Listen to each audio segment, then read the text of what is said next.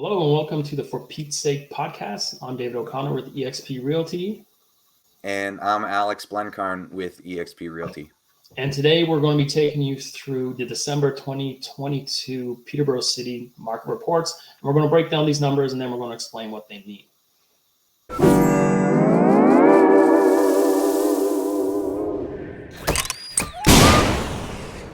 Alex, how's it going, buddy?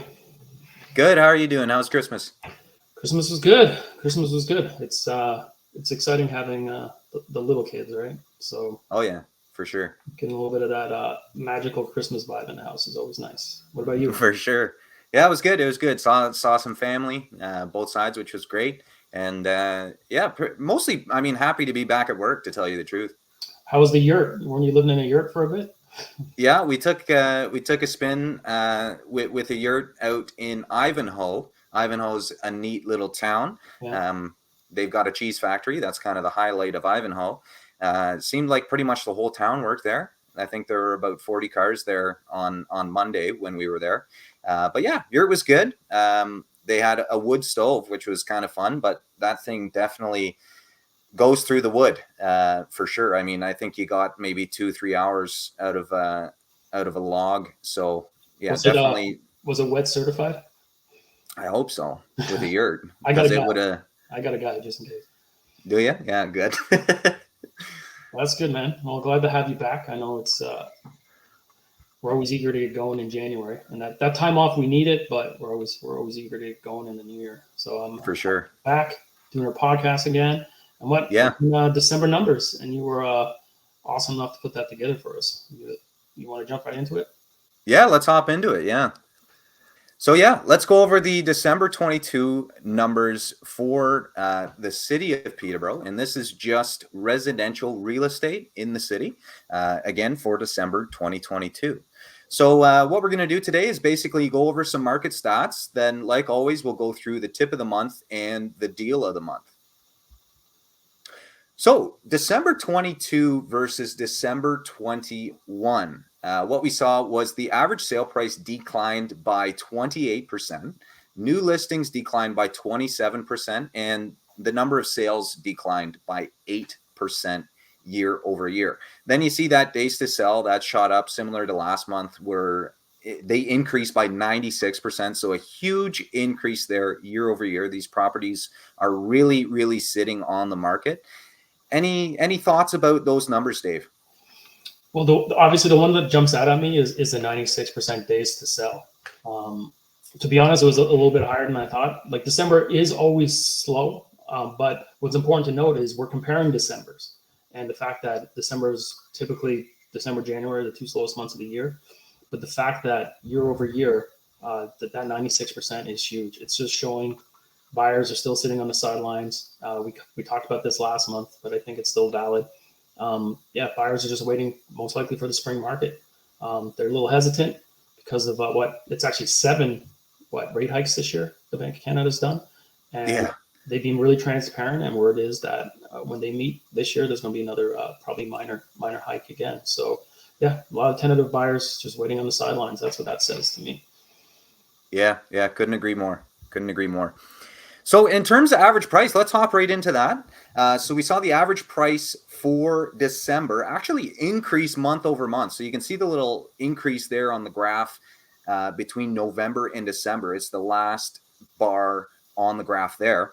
So it clocked in at $582,879. And again, that's down about 28% year over year. So you can see the small little uptick there. You can also see what 2022 looked like as a whole. You can see it peaked at 801 in March, and now we're down to 582.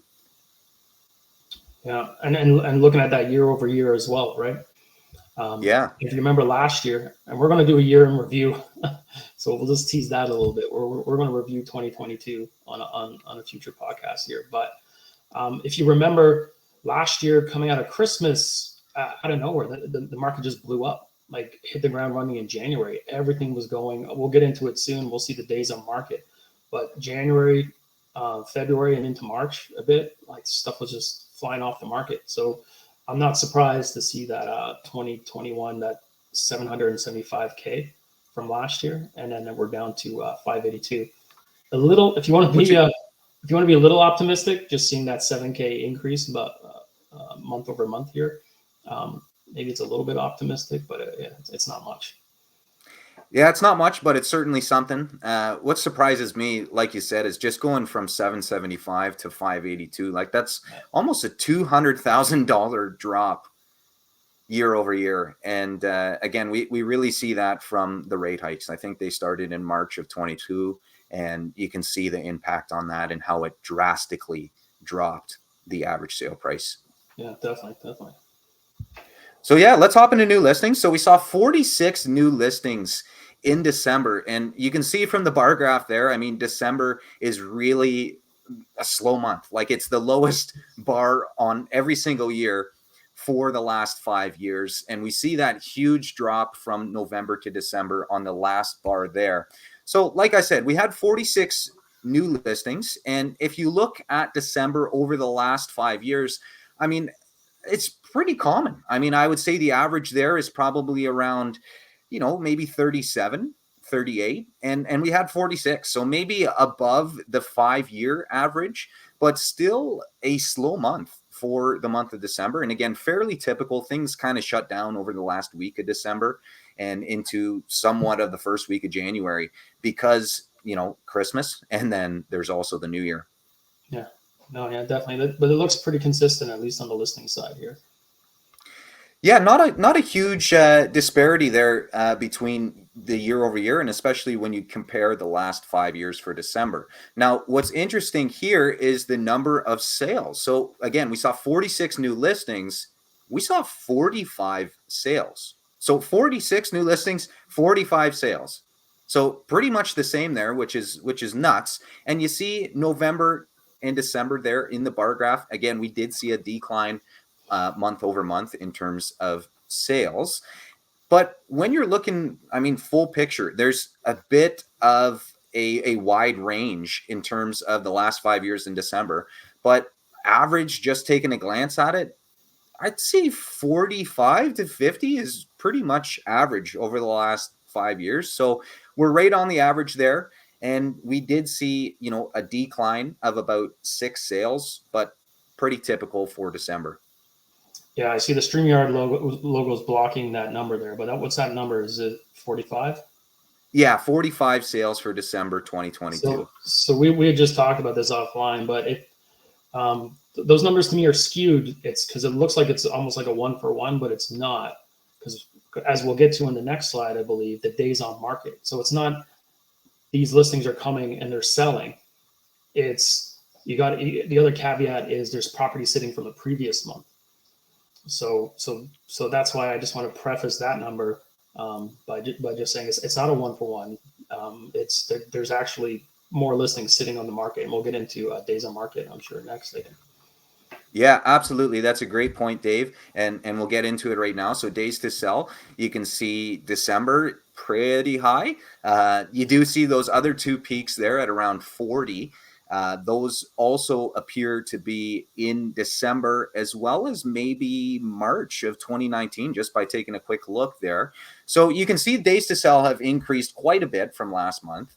And yeah, we came in at 37 days to sell, and that's up 96%. So you can see last year in December, 13 days to sell. Then you can go back to 2020. You can see 16 days to sell. And then 2019, you see 40 days to sell, where you're not seeing those outliers. It looks to me, I mean, we've got 3 that are kind of around the 30, 40 days to sell range. And then you've got 2 outliers for 2020 and 2021 at 16 and 13 days to sell. Yeah, and again, the logo there, the StreamYard logo is blocking it, but that bottom right number is 37? It is 37, that's correct. So that's go back to what I was saying on the previous slide. If the average property is taking 37 days to sell, then in December we were seeing November listings and even some listings that listed at the end of October, if you're going by averages. Absolutely. So that, to me, that's a huge number, and year over year it's almost triple from 13 to 37. So again, back to what we kind of got into at the beginning, it's The listings are there and they're consistent. If anything, they're a little above average, but the sales aren't there, and the buyers aren't there right now. Absolutely. Absolutely. And now we're going to talk about probably your favorite statistic here, months of I love inventory. this. I love this one.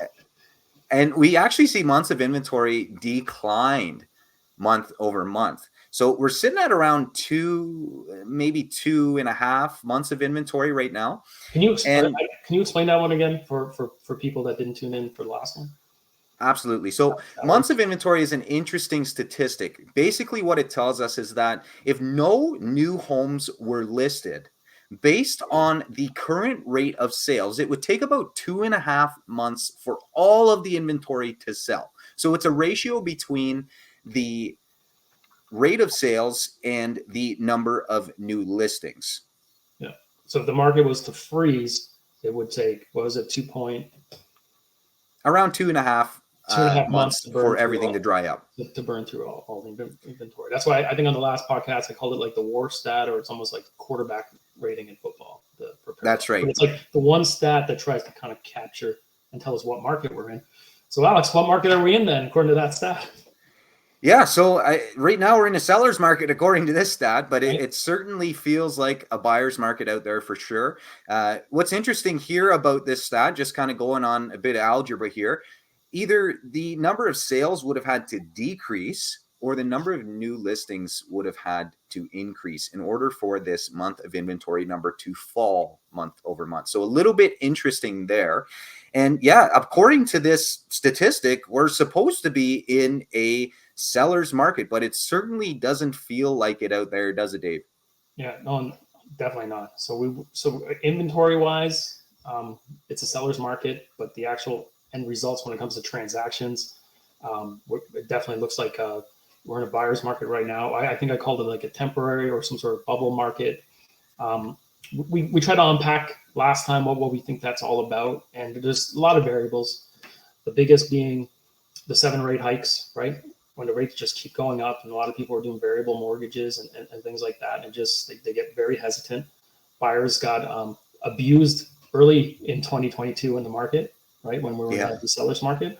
So there's literally clients of mine, buyers that are almost resentful of that market, and that's another reason they're sitting on the sidelines. And then the looming potential global recession. So a lot of people are very tentative in this current market. Yeah, it kind of seems to be a bit of a wait and see. What's interesting about the recession, and this is just a quick kind of side note, but the recession is based on GDP, and the GDP numbers have to be negative. So we have to have negative growth for 2 consecutive months. That's the definition of a recession. Now, everybody keeps talking about the recession. Everybody keeps saying, okay, it's coming, it's coming, it's coming. But what's interesting is the GDP number is directly influenced by the number of Canadians. So what seems to be happening is we are almost breaking records in terms of immigration, and it's causing us to maybe look like we're not in a recession, but we're certainly feeling it, whether it's at the grocery store, whether it's at the gas pump. We're certainly feeling those recessionary pressures in terms of the cost of living versus the increase in wages. So, I mean, are we in a recession right now, or are we not? I mean, technically, it's similar to the real estate market here. It feels like we are, but statistics tell us that we're not. Yeah, we'll see what over the next few months, the different job reports and all that coming up. Obviously, the Bank of Canada is doing the rate hikes, the whole curve inflation. They're doing what they can. Like, people can be resentful of these rate hikes, but the reality is that they're strategic to stop us from spinning into a recession. So if history shows us anything, like the numbers are comparable to 08, right? And we all know what happened in 08.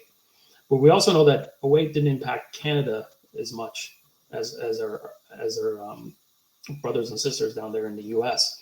And it's just, stricter rules in here that, like the Bank of Canada, like things like the stress tests and years of amortization, like things like that. We're a little bit more, I guess, what's the word? We're a little bit more strict and things like that to help avoid things like this. So the optimistic side of me is like, well, we're going into a downturn, but maybe it won't, impact us as much as it could potentially, similar to what happened in the U.S. in '08. Absolutely. Absolutely. Great point. So let's hop into the tip of the month. This month, we wanted to talk about being ready. So do you want to take this away, Dave? We'll kind of talk about maybe 3 quick tips for both sellers and buyers. Yeah, this is a loaded one, so I'll try to be brief. But we summed it up by be ready. And the reason I thought about this was it's applicable in all markets, but let's apply to the current market. So as we said, we're in a kind of like a temporary buyer's market. So when I say be ready on the listing side, I always tell my clients, have your house ready to go to market. When I say ready to go to market, I like to be ready to go to market within 24 hours. What does that mean? That means any long-term fixes, any painting, you got to bring in a guy to fix your garage. Like I know for me personally, when I sold the big storm in May, took my fence down, and we were waitlisted for 4 or 5 months. So even if you're looking to maybe buy, sell in the next year, 18 months, there's probably things you can be doing right now to be ready for when the time comes, when you're buying and selling. And just quickly on the buying side, they're like, well, we're kind of in a buyer's market right now. But if you're ready to maybe pull the trigger, this is more applicable to people changing markets. Are you familiar with the schools? Are you familiar with the little niche neighborhoods and things like that? Is there anything you can be doing now to be ready when the time comes? And in both of these cases, leverage your agent, make them work. The agent can provide you information on all the schools, geographical statistics on all the neighborhoods, give you a breakdown of, the different neighborhoods in Peterborough, for example. So when I say be ready, you can be ready in both the buying and the selling side. What do you think about that one?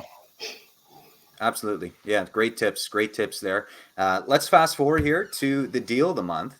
So we've got 921 Armour Road, Unit 211 in Peterborough, Ontario. So let me pull that up for all the viewers to take a look at some of the pictures for this property. But this is a condo that is off of Armour Road, which is in Eastern Peterborough. I'm a little biased. I live in East City, so I absolutely love Eastern Peterborough. But let me pull that up for us. So what's neat about this one, Dave, is we're sitting at 299,950. What? It's under $300,000, and it's in Eastern Peterborough. Like, talk about a deal. So this is why we decided to choose this for our deal of the month, because what's tough right now, right? It's first-time buyers. It's first-time buyers. It's really tough right now to get into the market with these interest rates. What's cool about this property for first-time buyers or maybe downsizers is you take 5% down on $300,000, you can get into a piece of real estate for $15,000. That's nuts. Yeah. Now, it will depend on, obviously, your pre-approval and having a substantial enough income to get a 95.5 loan to value. But if it's possible, maybe you're a downsizer and you can throw $15,000 and get a piece of real estate.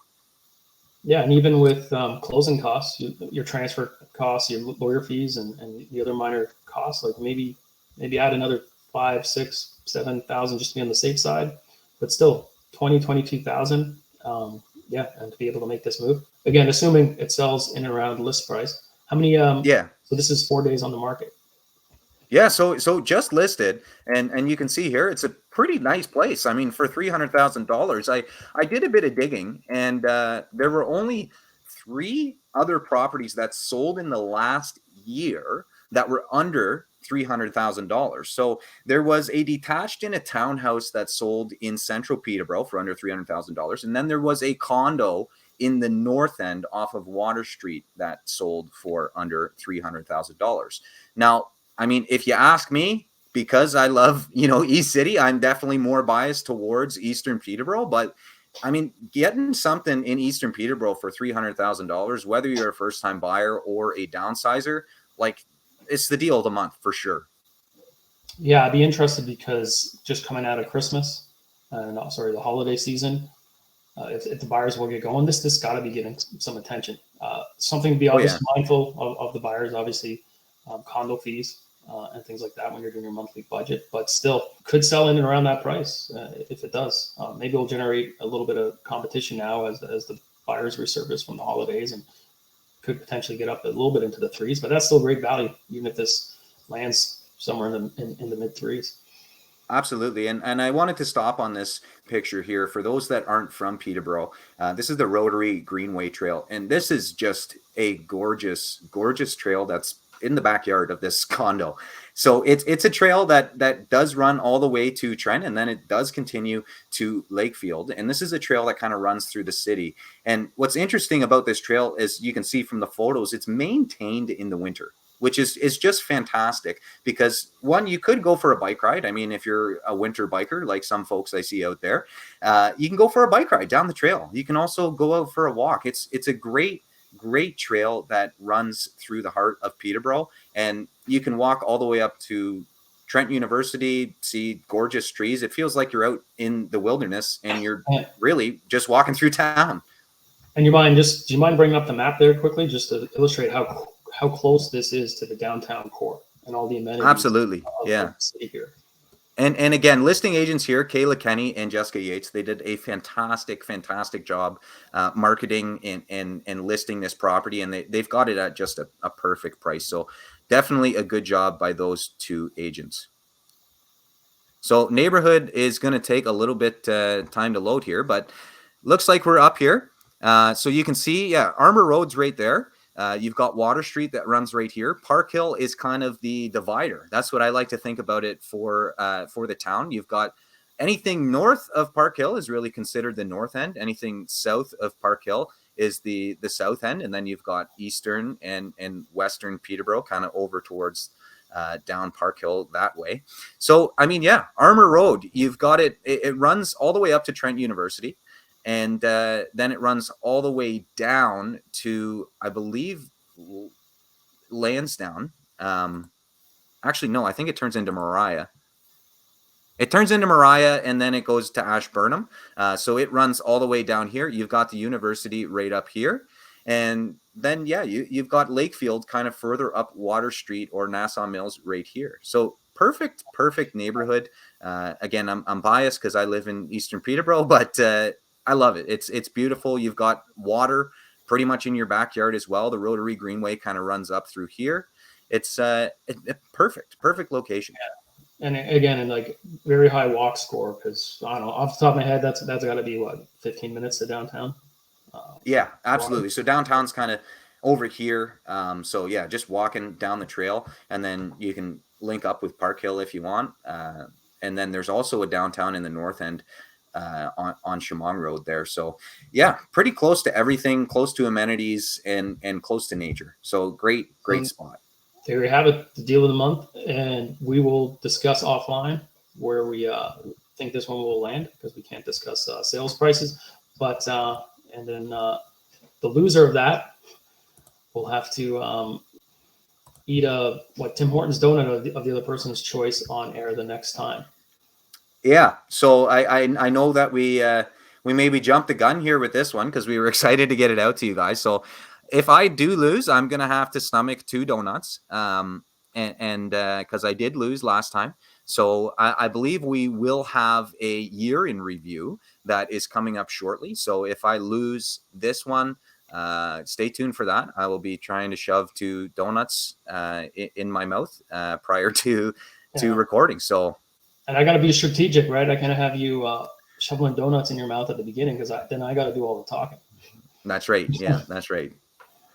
But that's awesome, man. Thank you for putting all those numbers together. I hope people got some value out of this. Any follow-up questions you might have about any of the stats or any real estate questions, really in general, you can reach out to either myself or Alex. So all our contact information will be listed below. Mr. Blankhorn, thank you, sir. Appreciate it. Thank you. Let's close off the show here with the classic saying here. So yeah, you guys have a great day. Thanks for tuning in, and until next time, guys, that's all, folks. Take care.